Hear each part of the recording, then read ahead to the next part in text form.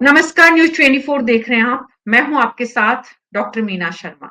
उत्तरकाल में आज हम बात करेंगे देश के सबसे बड़ी आबादी वाले राज्य उत्तर प्रदेश के सबसे ज्यादा राजनीतिक रूप से शक्तिशाली पार्टी के अध्यक्ष की। जी हाँ, सत्तारूढ़ बीजेपी का नया अध्यक्ष कौन होगा? इस सवाल का जवाब अगले 48 घंटे में मिल सकता है। बीजेपी के अगले अध्यक्ष को लेकर पिछले लंबे समय से कवायद चल रही है, लेकिन खबरें इस तरह की है कि दिल्ली और लखनऊ में किसी एक नाम पर सहमति नहीं बन पा रही है। कुछ नाम जो प्रमुख रूप से सामने हैं, 5 नाम ऐसे बताए जा रहे हैं जो सामने हैं, जिनकी चर्चा आज हम अगले आधे घंटे हमारे खास मेहमानों के साथ करेंगे। हमारे साथ प्रमोद गोस्वामी जी, वरिष्ठ पत्रकार, आलोक पांडे जी, राजनीतिक विश्लेषक, सुरेंद्र दुबे जी, वरिष्ठ पत्रकार, मानस श्रीवास्तव जी हमारे वरिष्ठ सहयोगी और अशोक जी हमारे साथ जुड़े हुए, अशोक तिवारी जी। आप सभी का बहुत-बहुत स्वागत है। अशोक जी, शुरुआत आपसे ही करना चाहेंगे। जिस तरह की स्थितियां बन रही हैं, अगले 48 घंटे में जो नाम प्रमुख रूप से सामने हैं, जिन पर सहमति किसी एक पर बन सकती है, उन नामों की अगर हम बात करें, बीएल वर्मा, साध्वी निरंजन ज्योति, बीजेपी के प्रदेश अध्यक्ष की रेस में जो सबसे आगे एक नाम है सिर्फ महिला का, साध्वी निरंजन ज्योति, राम मंदिर निर्माण में जिनकी एक तरह से भूमिका, केशव मौर्य, स्वतंत्र देव सिंह और धर्मपाल सिंह, ये 5 नाम जो सबसे आगे नजर आ रहे हैं, क्या इनमें से ही कोई एक अध्यक्ष की कुर्सी पर बैठेगा? देखिए दरअसल सबसे महत्वपूर्ण बात यह है कि उत्तर प्रदेश में बीजेपी का अध्यक्ष किसको बनाया जाए, इसको लेकर अभी तक यानी कि जब मैं और आपस में बात कर रहे हैं तब तक किसी एक नाम पर सहमति बन गई है। इस बात की पुष्टि पार्टी नहीं करती, लेकिन ये माना जा रहा है कि किसी एक नाम पर सहमति बन चुकी है और यही वजह है कि पीयूष गोयल आज शाम उत्तर प्रदेश की राजधानी लखनऊ आने वाले हैं।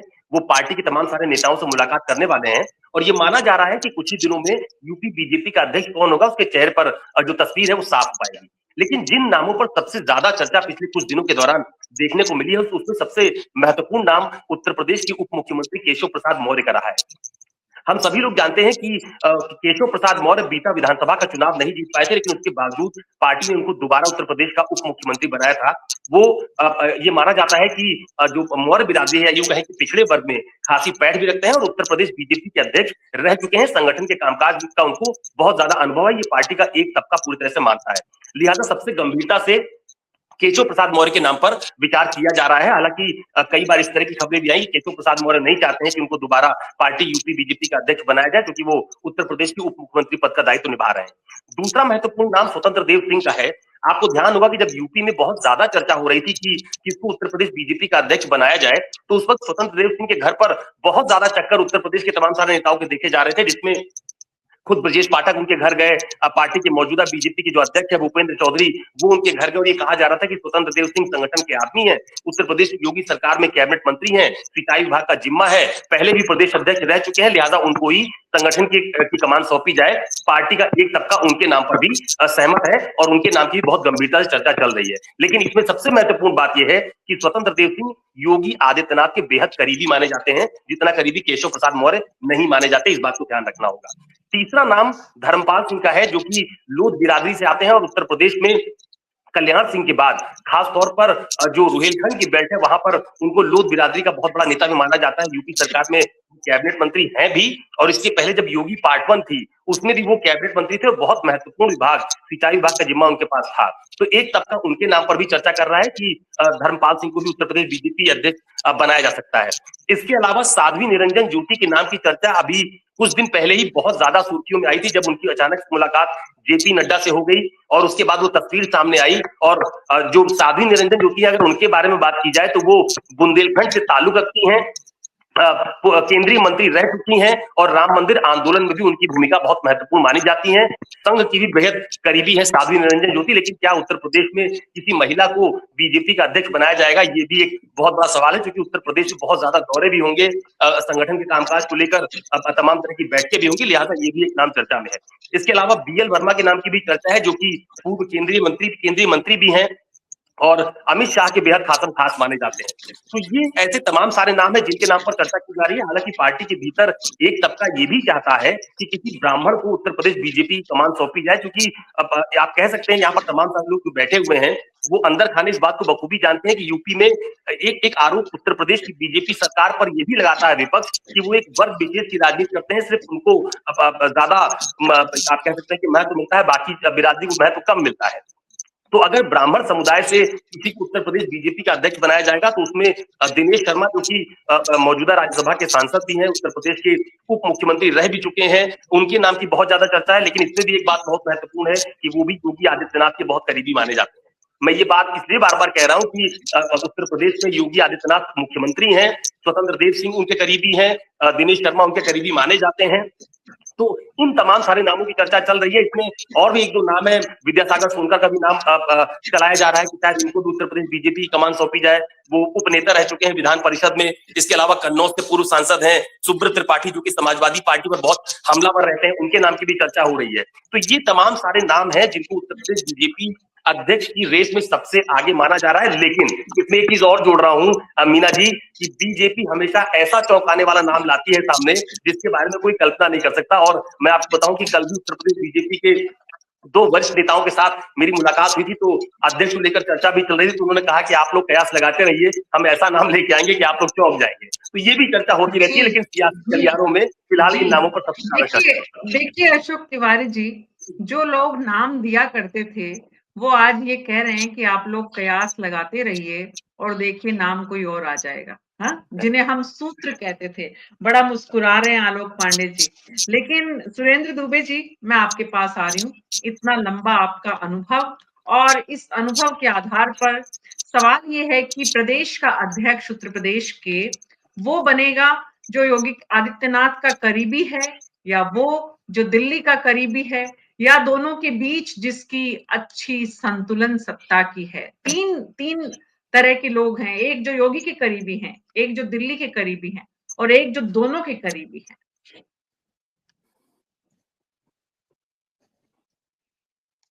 आपका ऑडियो ऑन नहीं हुआ है सर।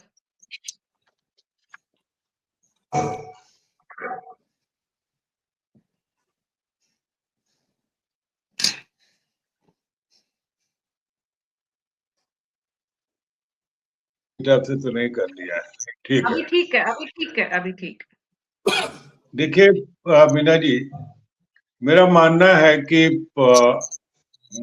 मोदी और योगी के बीच में जो इक्वेशंस हैं, एक प्रधानमंत्री एक मुख्यमंत्री है, मुख्यमंत्री प्रधानमंत्री बनने का सपना देख रहे हैं और प्रधानमंत्री योगी जी से बहुत प्रसन्न नहीं है, क्योंकि प्रधानमंत्री जी किसी ऐसे आदमी को पसंद नहीं करते हैं जो उनकी शख्सियत को चुनौती दे सके।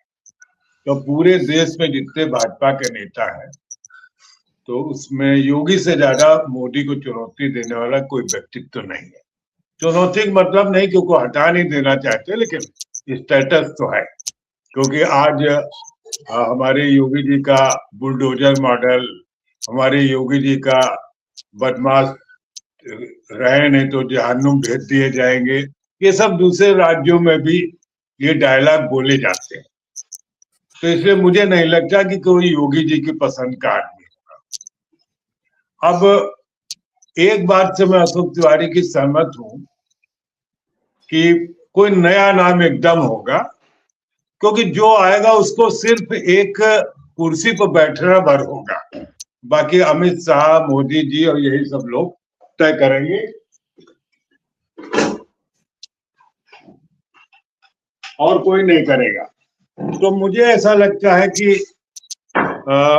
ये जो है, जो नाम हम 5-6 गिना रहे हैं, पहले राष्ट्रीय अध्यक्ष की नियुक्ति होगी, जो मैं एक अनुमान लगा रहा हूं।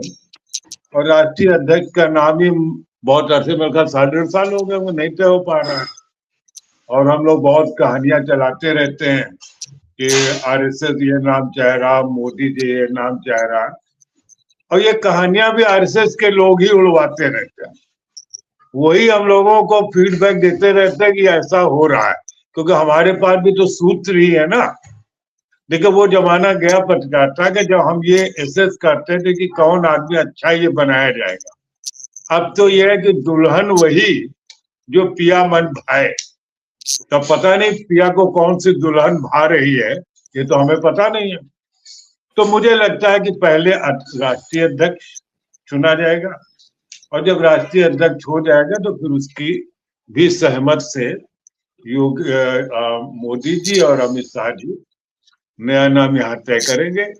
जो नाम अभी आपने सामने बताए हैं, अब देखिए केशव देव मौर्य जो अध्यक्ष थे तभी वो अपना भी चुनाव हार गए थे, इस बार भी हार गए। तो ऐसे आदमी को बीजेपी क्यों बनाना चाहेगी। एक नाम मेरे दिमाग में लगता है कि शायद साध्वी निरंजन ज्योति, क्योंकि वोट घसीटने के लिए अगर कोई साध्वी, क्योंकि साधु और साध्वी दो ही का माहौल चल रहा है, और दो ही के कंधे पर बैठ करके भाजपा आगे की वैतरणी पार करना चाहती है। तो साध्वी निरंजन ज्योति पर कुछ कुछ मैं सहमत हूँ। बाकी जितने नाम लिए गए हैं, स्वतंत्र देव सिंह, धर्मपाल सिंह है ही हैं, ये इनमें से कोई नाम मुझे बता नहीं नजर आता। जिनको पहले आजमाया जा चुका उनको फिर नहीं आजमाया जाएगा, या तो एकदम नया नाम होगा। ये साध्वी निरंजन ज्योति पर 10-20% हमारा मन लगता है कि शायद महिला है और साध्वी है, तो वो जो एक साधु और एक साध्वी का इक्वेशन बना करके भाजपा को वोट बटोरने में सुविधा हो, इसलिए साध्वी निरंजन ज्योति। महिला वोट बैंक उत्तर प्रदेश के रास्ते दिल्ली की सत्ता बनती है, और इसलिए महिला वोट बैंक एक बहुत बड़ा फैक्टर है। प्रमोद गोस्वामी जी, क्या महिलाओं को साधने की कोशिश उत्तर प्रदेश के राज्य के अध्यक्ष के नाम से हो सकती है? क्योंकि जैसा सुरेंद्र दुबे जी ने बताया, ये बात तो एकदम ठीक है कि अध्यक्ष की कुर्सी पर बैठाना मात्र है, काम तो दिल्ली को करना है और थोड़ा बहुत योगी आदित्यनाथ को करना है। तो जो भी अध्यक्ष बनेगा उसको हस्ताक्षर करने से ज्यादा कुछ करना है नहीं। मीना जी, सुरेंद्र जी ने ठीक ही कहा, और कुछ न कुछ मैं भी इस बात से कहीं ना कहीं सहमत हूँ। उसका कारण ये है कि जो योगी जी और केंद्र, मतलब केंद्र के मतलब शाह और मोदी ही है, तो यहाँ के जो 36 के आंकड़े हैं, या जो कह लीजिए कि एक वैचारिक दूरी है, या कहीं ना कहीं उठापटक की जो दोनों उत्तर प्रदेश और केंद्र के बीच में एक रस्साकसी चलती रहती है। ऐसे में केशव तो पहले मना कर चुके हैं, केशव प्रसाद मौर्य, कि हम नहीं बनना चाहते हैं, हम जहां हैं वहीं ठीक है। चूंकि ये दिल्ली की पसंद है, इसलिए ये फूटी आंखों योगी जी को नहीं सुहाएंगे, तो इसलिए केशव जी की बात तो मुझे समझ में आती नहीं है। स्वतंत्र देव जी के साथ भी कमोवेश वैसी स्थिति है कि स्वतंत्र देव जी योगी के बहुत करीबी हैं और दिल्ली के करीबी नहीं है, तो इस वजह से ये भी समझ में नहीं आता है। धर्मपाल सिंह और बीएल वर्मा, ये है। अभी अशोक तिवारी ने कहा कि ब्राह्मण की बात मेरी समझ में बिल्कुल भी नहीं आता कि जो जातिगत राजनीति का जो दौर चल रहा है, ऐसे में ब्राह्मणों को अध्यक्ष का पद दे देना, मतलब एक इसलिए उसके पीछे एक लॉजिक है कि इसलिए वो नहीं देना चाहेंगे क्योंकि अगर वो किसी ब्राह्मण को बनाना भी चाहते हैं तो नहीं बनाएंगे। उसका वजह ये है कि जो पीडीए है वो फिर हल्ला बोल देगी कि साहब ये पिछड़े विरोधी है, देखो पिछड़ों को नहीं बनाया, तो वो डर बीजेपी को बनाने में बाधक बनेगा, तो इसलिए वो भी नहीं आता है।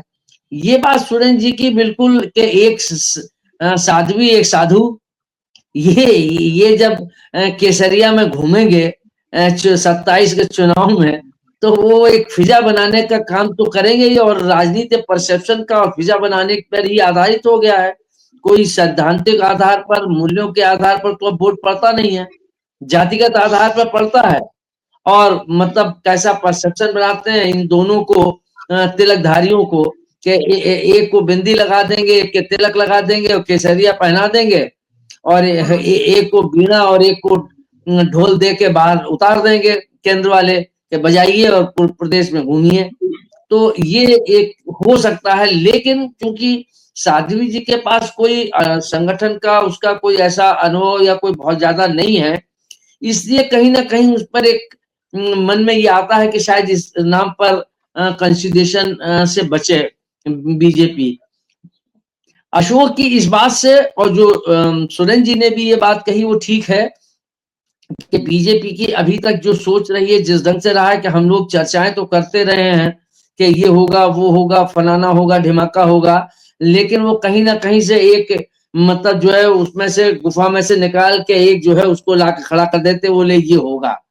अच्छा, बात सही भी है कि उसको तो चलाना नहीं है, चलाना तो दिल्ली को है। दिल्ली जैसे निर्देश देगा, उनने कहा खड़े हो जाओ, खड़े हो जाओ, बैठ जाओ, बैठ जाओ, चल दो, चल दो। तो वो स्थिति उसमें वो आपको बना सकते हैं, हमें किसी को भी बना दें, जिसको चाहे बना दें, क्योंकि हमें चलना तो उसी के उन्हीं के हिसाब से होगा, जो उनका बही खाता होगा वही ये करेंगे।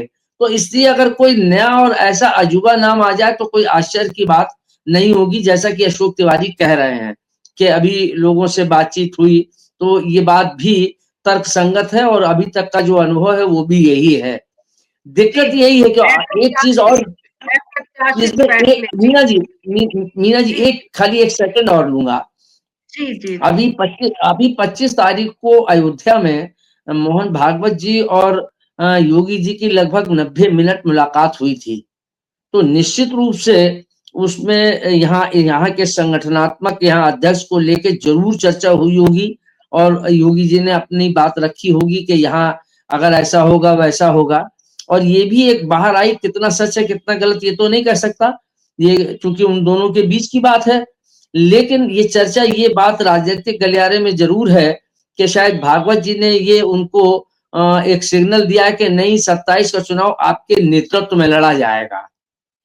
तो योगी जी के अगर ये बात सही है तो फिर योगी जी की कहीं ना कहीं उनकी पसंद को इग्नोर करना केंद्र सरकार के लिए भी भारी होगा, और उसको 10 बार सोचना पड़ेगा।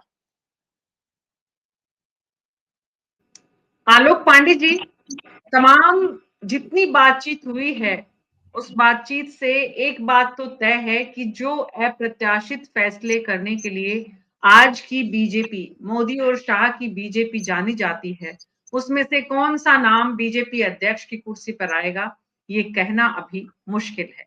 लेकिन जो भी आएगा उसमें बहुत सारे समीकरण होंगे, ये भी स्वाभाविक है। क्या महिला वाला फैक्टर आप भी देखते हैं कि वो, क्योंकि महिला वोट बैंक को साधना, बिहार की राजनीति ने ये साफ कर दिया कि नीतीश कुमार के खाते में अगर महिलाओं का बड़ा वोट बैंक गया तो उसका कारण क्या था। तो क्या आपको लगता है कि इस बार बीजेपी के उत्तर प्रदेश में अध्यक्ष की कुर्सी पर किसी महिला को मौका मिल सकता है, और वो कोई और महिला भी हो सकती है साध्वी के अलावा, क्योंकि एक साधु और एक साध्वी दो को दोनों प्रमुख कुर्सी पर बैठाना भी क्या बीजेपी के लिए तार्किक होगा? मीरा जी, मेरे पास जो जानकारी है मेरे सूत्रों के द्वारा, उसमें महिला की संभावना ज्यादा है, 50% तक महिला प्रदेश अध्यक्ष की संभावना है। ये जानकारी अभी थोड़ी देर पहले मेरे पास भी आई है, और इस बात से सहमति हो सकती है कि निरंजन ज्योति या कोई दूसरी महिला। लेकिन ये समझ लीजिए कि मुझे लगता है कि राजनीति उत्तर प्रदेश में सवर्णों की नहीं होगी अध्यक्ष के रूप में। फिर पीडीए को नहीं कंट्रोल कर पाएगी, पीडीए का काट भारतीय जनता पार्टी को निकालना है, और पीडीए की काट ब्राह्मण, देखिए मुख्यमंत्री सवर्ण है, ठीक है, और उसको सवर्ण में भी क्षत्रिय और आप निकाल लें, फिर अब ब्राह्मण अध्यक्ष हो जाएगा तो फिर ब्राह्मणों की वोट लेके और सवर्णों की वोट लेके आप चलाइए उत्तर प्रदेश की राजनीति। 2024 का जो चुनाव हुआ उसने भारतीय जनता पार्टी को अभी भी पीडीए की काट वो नहीं निकाल पाई। तो पीडीए की काट निकालने में वो ओबीसी व्यक्ति अध्यक्ष लेके आएंगे, इसकी संभावना ज्यादा है। ये भी संभव है कोई एक दलित महिला अध्यक्ष भी आ जाए, तो ये चौंकाने वाले रूप में मुझे लगता है, क्योंकि ओबीसीओ का प्रतिनिधित्व बहुत बड़ी मात्रा में है उत्तर प्रदेश सरकार में और भारत की सरकार में। ओबीसी काफी बड़ी मात्रा में इंटैक्ट हो चुका है। जो 2024 के चुनाव में ज्यादा मात्रा में गया था छोड़ के, वो दलितों की संख्या बहुत ज्यादा। तो क्या दलित महिला प्रदेश अध्यक्ष हो सकती है? ऐसे मेरे पास जो जानकारी तो निरंजन ज्योति जी के लिए है, लेकिन मेरा विवेक ये कहता है कि निरंजन ज्योति पर खालिस दांव खेलना ठीक नहीं है, कम से कम सुरक्षित खेला जाए। सुरक्षित ये है कि महिला प्रदेश अध्यक्ष की संभावना 50% से ज्यादा है। जो मेरे पास अपोज जानकारी है उसमें निरंजन ज्योति प्रदेश अध्यक्ष बनाई जा रही है। लेकिन मेरा लॉजिक ये कहता है कि यहाँ बीजेपी सरप्राइज कर सकती है और कहीं दलित और महिला जो है प्रदेश अध्यक्ष की तरफ भी भारतीय जनता पार्टी जा सकती है। एक बात जो पूरे पैनल ने कहा उससे मेरी मानस जी जुड़ गए। आलोक जी, आपकी बात को उनके साथ आगे बढ़ाती हूँ। मानस जी, महिला और दलित, ऐसा कॉम्बिनेशन किस बीजेपी की महिला के आसपास आप देख पा रहे हैं जिन्हें अध्यक्ष की रेस में शामिल किया जा सकता है, या आपके सूत्रों के मुताबिक कोई और नाम है जो ज्यादा आगे है? अध्यक्ष 24 घंटे 48 घंटे में क्या उत्तर प्रदेश को मिल रहा है, या फिर राष्ट्रीय अध्यक्ष के नाम की घोषणा के बाद ही बीजेपी के प्रदेश अध्यक्ष की बारी आएगी? देखिए, यूपी प्रदेश अध्यक्ष को लेकर के कई राउंड की बैठकें हो चुकी है। अभी कुछ दिन पहले ही आरएसएस की बैठक हुई थी, जिसमें न केवल संगठन के लोग शामिल हुए थे, उसमें दोनों डिप्टी सीएम और मुख्यमंत्री आवास की चूंकि बैठक हुई थी, मुख्यमंत्री भी उसमें शामिल हुए थे और तमाम सारे नामों पर चर्चा हुई थी। किसी एक महिला के नाम पर भी चर्चा हो रही थी, ये बात सही, उसमें साध्वी निरंजन ज्योति का नाम उसमें चल रहा था, लेकिन कुछ और भी नाम है चर्चा में। और चूंकि 2017 में के चुनाव से पहले जब लक्ष्मीकांत वाजपेयी 2014 में प्रदेश अध्यक्ष थे और जब उनको रिप्लेस किया गया तो 17 से पहले यानी 16 में केशव प्रसाद मौर्य को बनाया गया। उस वक्त भारतीय जनता पार्टी से जुड़े लोग भी चौंक गए थे और तमाम सारे पत्रकार या जो राजनीति के जानकार हैं वो भी बड़े हतप्रभ रह गए थे कि ये नाम कहाँ से आया। लेकिन केशव प्रसाद मौर्य को लाने के पीछे जो वजह थी वो ये थी कि भारतीय जनता पार्टी ये मान चुकी थी कि हमको उत्तर प्रदेश में पिछड़े वोट बैंक को एकजुट करना है, उनको लामबंद करना है। उस लिहाज से उनको लाया गया और उसके बाद उनको काम में लगाया गया। निश्चित तौर पर एक बहुत बड़ा लाभ उससे मिला भी और 2017 में पहली बार भारतीय जनता पार्टी ने उत्तर प्रदेश में पूर्ण बहुमत की सरकार बनाई। इससे पहले जो भी सरकारें बनी वो गठबंधन की सरकार थी। उत्तर प्रदेश में बात कहकर खाली छोड़ दिया जाए मायावती के साथ गठबंधन, जो 2-3 बार जो भारतीय जनता पार्टी ने सरकारें बनाई मायावती के सहयोग से या दूसरे तरीकों से, तो ये एक प्रचंड बहुमत की सरकार थी और उसमें पिछड़ा वोट बैंक बहुत मजबूती के साथ जुड़ा था। तो अब 2-3 नाम जो है वो सबसे ज्यादा चर्चा में है। एक तो नाम है केशव प्रसाद मौर्य को फिर से रिपीट किया जा सकता है, उनका नाम बहुत तेजी से चल रहा है। एक दूसरा नाम है बीएल वर्मा का, उनका भी नाम बहुत प्रमुखता से और वो उस लिस्ट में शामिल है।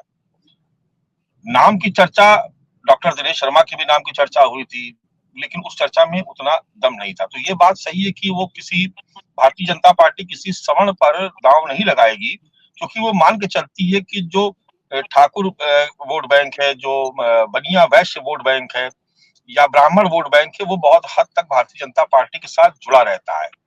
दरअसल भारतीय जनता पार्टी की कोशिश ये है कि वो उस वोट बैंक को टारगेट करे जिसके दावेदार बहुत सारे हैं और बड़े मजबूत दावेदार हैं, और उसमें समाजवादी पार्टी का जो पीडीए का फार्मूला है उसमें पिछड़े दलित और अल्पसंख्यक, दलितों में भी एक नाम है विद्या सोनकर जी का, उनका भी नाम बहुत तेजी से चल रहा है। तो ये कुछ नाम है जिन पर चर्चा हो रही है और यही कुछ नाम बहुत मजबूत है। ये बात सही है कि भारतीय जनता पार्टी बहुत चौंकाने वाले फैसले करती है। हो सकता है कि बहुत सारे नाम चर्चा में होते हैं, लेकिन सारी बैठकें करने के बाद जब हाईकमान तय करता है तो उसमें से कुछ और निकाल लेता है। तो इसमें कोई बहुत बहुत बड़ी बात नहीं होगी कि अगर कोई नया नाम चौंकाने वाला आ जाए। एक बड़ा महत्वपूर्ण नाम और भी है स्वतंत्र देव सिंह का नाम। उनका नाम भी बहुत तेजी से चल रहा है, क्योंकि वो स्वतंत्र देव सिंह लंबे समय तक भारतीय जनता युवा मोर्चा से उनकी शुरुआत है। लंबे समय तक वो संगठन का कामकाज देखते रहे, तमाम चुनाव में उनको जिम्मेदारी दी जा चुकी है, प्रदेश अध्यक्ष का कार्यभार वो संभाल चुके हैं। तो ये कुछ नाम है। तस्वीर जो कि आज पीयूष गोयल आ रहे हैं, चर्चा होगी, मुझे लगता है कि 15-16 के आसपास या 16 से पहले, क्योंकि कहा जा रहा है खरमास में घोषणा नहीं होगी। अगर खरमास से पहले घोषणा नहीं होती तो फिर उसके बाद ये घोषणा 14 जनवरी के बाद ही होगी। लेकिन ऐसा उम्मीद की जा रही है कि नया प्रदेश अध्यक्ष भारतीय जनता पार्टी को 15 तारीख के आसपास मिल जाएगा, यानी अगले 2-3 दिनों में नाम का ऐलान हो जाएगा। ऐसा लगता है कि सैद्धांतिक तौर पर कुछ नामों पर सहमति बन चुकी है जो अभी तक की जानकारी मिली है, लेकिन फिर भी फाइनल मुहर आला कमान को लगानी और इसी लिहाज से यहाँ पर पीयूष गोयल को भेजा गया है और राष्ट्रीय स्वयंसेवक संघ की पसंद का भी उसमें ध्यान रखा जा रहा है। और वो जैसे मैंने जिक्र किया कि जो कोर कमेटी की जो बैठक हुई थी जिसमें बहुत लिमिटेड लोग थे और उसमें अरुण कुमार जी आए हुए थे लखनऊ में और उन्होंने लंबी बैठक की, अलग अलग राउंड में बैठक की उन्होंने, और आखिरी जो बैठक उनकी थी उसमें प्रदेश अध्यक्ष पर चर्चा हुई थी। तो ऐसा लगता है कि आने वाले एक दो दिनों में उत्तर प्रदेश की तस्वीर बहुत हद तक साफ हो जाएगी, यूपी को नया प्रदेश अध्यक्ष मिल जाएगा। सुरेंद्र दुबे जी, एक तरफ राष्ट्रीय अध्यक्ष की घोषणा के बाद की बात आ रही है और दूसरी तरफ बस एक दो दिन में, अगले 48 घंटे में जो है वो नाम तय होता दिख रहा है। दोनों बातों में कोई तालमेल नहीं है, दोनों बातें एकदम विरोधी रास्तों पर जा रही है। ऑडियो ऑन करिए सर।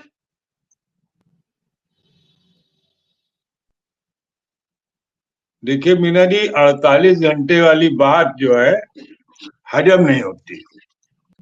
ऐसे कई 48 घंटे निकल गए पहले भी, और एक दौर वो भी था कि जब राष्ट्रीय अध्यक्ष नियुक्त करना तब भी होता कि बस 2 दिन में हो जाएगा, संजय जोशी जी का नाम फाइनल हो गया है।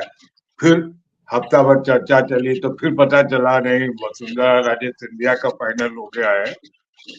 तो नाम तो देखिए क्या कहते हैं, प्रधानमंत्री के पिटारे में कोई है जिसको बनाएंगे, इसलिए उसका ये नहीं कहा जा सकता। 48 घंटे में मुझे कोई बनता हुआ दिखाई नहीं पड़ रहा जो मेरी जानकारी। लेकिन प्रमोद गोस्वामी जी, महिला वाली बात पर मैं फिर से कहूंगा, क्योंकि महिलाओं के बल पर बिहार चुनाव जीता गया, महिला अध्यक्ष बना दी जाओ, यहाँ भी 10-10 हजार रुपए दे दिए जाए तो क्या दिक्कत है? जी, सवाल ये है कि महिला अध्यक्ष बनाए या सिर्फ 10-10 हजार खाते में डाला जाए, दोनों में बहुत बड़ा फर्क है, बहुत बड़ा, उतना ही जितना जमीन और आसमान का फर्क है। बहरहाल प्रमोद गोस्वामी जी, सत्ता में आने के बाद बीजेपी को समझ में आ रहा है कि कैसे अध्यक्षों के चुनाव समय पर नहीं हो पाते हैं, जो पहले कांग्रेस पर हमले होते थे। बिल्कुल ठीक कह रहे हैं आप। हमेशा बीजेपी इस बात को लेके आलोचना करती रही है कांग्रेस की, और पानी पी पी कर करती रही है। लेकिन जब सब सत्ता में आते हैं और तब समझते हैं कि समीकरण कहाँ से कहाँ जा रहे हैं, कहाँ से किधर से कहाँ से पानी गिर रहा है, कहाँ पानी का रिसाव हो रहा है, वो बीजेपी को अब समझ में आया। जहां तक ये जो एक महत्वपूर्ण बात आपने एक सवाल अभी दोनों लोगों से किया कि 48 घंटे या 48 दिन, सवाल एक महत्वपूर्ण जो मुझे लगता है कि भारतीय जनता पार्टी 48 घंटे में करने की जो चर्चाएं चल रही हैं उसके पीछे का एक कारण ये हो सकता है कि केंद्र में या राष्ट्रीय अध्यक्ष जो है उसको लेके मोदी जी और संघ के बीच जो टकराव की नौबत है वो कोई सेटल हुई है। और अगर संघ का व्यक्ति कोई राष्ट्रीय अध्यक्ष बनता है तो भारतीय जनता पार्टी या भारतीय जनता पार्टी से मतलब योगी और मतलब मोदी और शाह, तो फिर वो ये चाहेंगे कि फिर वो चीजें उसके हिसाब से पूरी सेटल होंगी राज्यों के अध्यक्षों की। तो ये उत्तर प्रदेश बड़ा राज्य है, डिसाइडिंग फैक्टर वाला राज्य है, केंद्र की सरकार को बनाने और बिगाड़ने वाला राज्य है। तो ऐसी स्थिति में मुझे लगता है कि मोदी जी या शाह साहब इस उधेड़बुन में हैं कि राष्ट्रीय अध्यक्ष हो उससे पहले प्रदेश के अध्यक्ष घोषित ही कर दें, चाहे वो कोई भी हो। ये इसलिए ये चर्चाएं जो हो रही हैं, अब उसमें कितना दम है ये हम लोगों की कयास है, ये हम लोगों के जो एक अनुभव है वो है कि इसलिए ये चीजें पीयूष गोयल जी को दौड़ाया गया है और इन सबको दौड़ाया गया है, क्योंकि फिर वो योगी मोदी और शाह जानते हैं कि अगर इस बात पर सहमति बन चुकी है कि और इस पर संघ एडामेंट है कि अब की अध्यक्ष जो है वो संघ के मुताबिक होगा, और जब संघ के मुताबिक होगा तो फिर राज्यों के अध्यक्ष जो हैं वो राष्ट्रीय अध्यक्ष की भूमिका अहम हो जाएगी और उसके इर्द गिर्द फिर ये सारी चीजें घूमेंगी। तो वो मोदी जी और शाह ये चाहेंगे कि हम उत्तर प्रदेश जैसे बड़े राज्य का अध्यक्ष पहले हम अपना एक चिंटू या अपना चेला बना लें, अपने हिसाब से बना ले। कितना बेहतरीन शब्द का इस्तेमाल किया है प्रमोद गोस्वामी जी ने। लेकिन आलोक पांडे जी, ऐसे चिंटू मिंटू कौन होंगे? अब चेहरे जितने हमने नाम लिए हैं उनके अलावा जो नाम आपको समझ में आ रहे हैं, क्योंकि कुछ राज्यों में भी जो प्रत्याशित नाम थे उनसे अलग मुख्यमंत्री बने, अलग प्रदेश अध्यक्ष बने, तो यहाँ पर भी बेचारे जितने नाम वाले हैं वो तो रेस से बाहर, और जो बेनाम है वो रेस में आ जाएंगे एकदम अचानक से। देखिए मीना जी, जो बात अभी कही जा रही है, पहला जो आपने दोनों हमारे सीनियर जर्नलिस्ट से पूछा कि कब तक, तो मेरे पास जो जानकारी है वो आपके श्रीवास्तव जी से मैच करती है। 15 दिसंबर तक की जो जानकारी मेरे पास भी है कि 15 दिसंबर तक उत्तर प्रदेश जो भाजपा अध्यक्ष मिल जाए। लेकिन अब नाम की जानकारी में तो बस मेरे पास अभी तक जो नाम है मेरे जानकारी में, निरंजन ज्योति जी का महिलाओं के रूप में आगे चल रहा है, और वर्मा जी का नाम भी चल रहा है। 2 लोग मेरी जानकारी में है कि इन लोगों के नाम पर चर्चा संभावना बन सकती है। लेकिन अब यही है कि ये कहने के साथ फिर एक साथ में ये कहना पड़ता है कि बीजेपी इस समय सरप्राइज देती, किसी को भी बना के बैठा देती है, उनकी रणनीति है। भारतीय जनता पार्टी चुनाव क्योंकि जीत रही है। देखिए, जब आप चुनाव जीवन में हारते हैं तो फिर तो आपको सलाह देने वाले जाने कितने लोग मिल जाते हैं। जब आप जीतते हैं ना, तो फिर पत्थर को भी कुछ भी बना दीजिए, ठीक है। फिर इंदिरा गांधी के समय में भारत के कौन राज्यों के प्रदेश अध्यक्ष होते थे, उनकी कोई वैल्यू होती थी क्या? इंदिरा गांधी जिसको कहा बन गया, इंदिरा गांधी जिसको कॉन्स्टिट्यूशन बॉडी में चाह बैठाल दिया, चावला जैसे लोग भी मुख्य इलेक्शन कमिश्नर बन गए। तो वो कांग्रेस ने भी किया है। और भारत के लोकतंत्र में जो भी एक मजबूत नेता उभरेगा वो अपने हिसाब से गोटियां सेट करेगा। लेकिन जब आप विपक्ष में होते हैं तब आप आलोचना करते हैं। इसमें कांग्रेस और बीजेपी का मुद्दा नहीं है, ये तो मुद्दा सत्ता का है। जो सत्ता में होगा नहीं मीना जी, मैं कह रहा हूँ कि जब आप विपक्ष में होते हैं तो बहुत आसान होता है सत्ता की आलोचना करना, बहुत आसान होता है। बीजेपी विपक्ष में थी, बहुत आलोचना करती थी कि प्रदेश अध्यक्ष कैसे हैं और राष्ट्रीय अध्यक्ष कैसे हैं, एक ही परिवार से। अब आप ढाई साल राष्ट्रीय अध्यक्ष नहीं चुन पा रहे हैं, आपकी भी तो वही समस्या। तब आप सदन में कहते हो कि नहीं, हमारा बहुत बड़ा सामाजिक संगठन है और हमें तय करने में, साहब कितना समय लगता है तय करने में? भारत का चुनाव 2 महीने 3 महीने में हो जाता है, आप राष्ट्रीय अध्यक्ष 2.5 साल में 2 साल में नहीं चुन पाते हैं।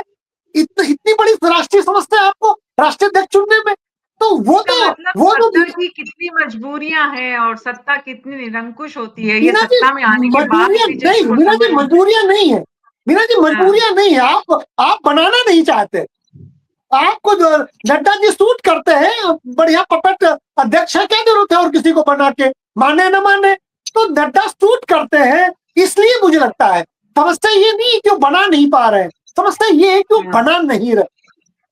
सत्ता दरअसल प्रमोद जी निरंकुश नहीं बनाती, आपको कमजोर बनाती है। आप इतने कमजोर हो जाते हैं कि आप हर व्यक्ति के चयन से पहले इतना डरते हैं। नहीं, बिल्कुल आप मीना जी सही कह रही है कि सत्ता में और विपक्ष में रह के आलोचना करना बहुत आसान है, लेकिन जब सत्ता में आ जाते हैं तब समझ में आता है कि ऊंट पहाड़ के नीचे आया। तो जब तक ऊंट पहाड़ के नीचे नहीं आता तब तक वो यही समझता रहता है कि जो हम कह रहे हैं वही सही है और बाकी सब झूठे हैं। तो जो अहंकार की बात है वो तो स्वाभाविक है कि वो है। और इस समय बीजेपी में जिस ढंग का टकराव चल रहा है, संघ के बीच, भाजपा के बीच, केंद्र के बीच और उत्तर प्रदेश के बीच, तो ये सारी चीजें, और पूरे देश में एक ये भी परसेप्शन बन रहा है कि मतलब भारतीय जनता पार्टी के मतलब जो एक कैडर बेस तो है ही, जो समझी जाती थी कि कैडर के हिसाब से, तो वो अब ये भी परसेप्शन बन गया है, या लोग, ये पार्टी के लोग ही कहने लगे हैं कि भारतीय जनता पार्टी के मतलब मोदी जी और शाह जी, बाकी तो सब ढक्कन है। तो ये जो एक ये स्थिति जो हो गई, लेकर ढक्कन तक आपने इतनी शब्दावली प्रदेश अध्यक्ष की कुर्सी के लिए दे दी है कि बेचारा प्रदेश अध्यक्ष बनने से पहले ही अपने आप को शर्मा के कहाँ चला जाएगा, सोचेगा कि कहाँ जाके छुप जाऊं, अपने चेहरे को छुपा लूं। लेकिन हकीकत यही है और हमें हकीकत से हम दूर नहीं भाग कड़वा सच है। कड़वा सच है। सत्ता का मिजाज ही कुछ इस तरह का होता है, चाहे सत्ता में कोई भी रहे। जब सत्ता में आते हैं तो आपको समझ में आता है कि उसकी जरूरतें क्या है, बने रहने की मजबूरी क्या है और बने रहने के लिए जरूरत क्या है, और कैसे हमें अपने आसपास ऐसे लोगों की फौज तैयार करनी है जो हमारी भक्ति में लीन है। भले ही हमारा जो मकसद सत्ता में आने का था वो पूरा हो रहा है या नहीं हो रहा है। आप सबका बहुत बहुत शुक्रिया इस चर्चा में शामिल होने के लिए। न्यूज़ 24 पर हमारी कोशिश होती है हर दिन समाज में और सरकार जो कुछ कर रही है वो आपके साथ साझा करें। अगले 48 घंटे में बीजेपी को उत्तर प्रदेश में प्रदेश अध्यक्ष मिलने की संभावना बहुत ज्यादा है। जितने नाम तेजी से वायरल हो रहे हैं, उनमें से किसी एक की किस्मत खुल सकती है या कोई नया नाम आ सकता है। जो भी आएगा हम आपके साथ साझा करते रहेंगे। अभी मेरे साथ इतना ही। नमस्कार।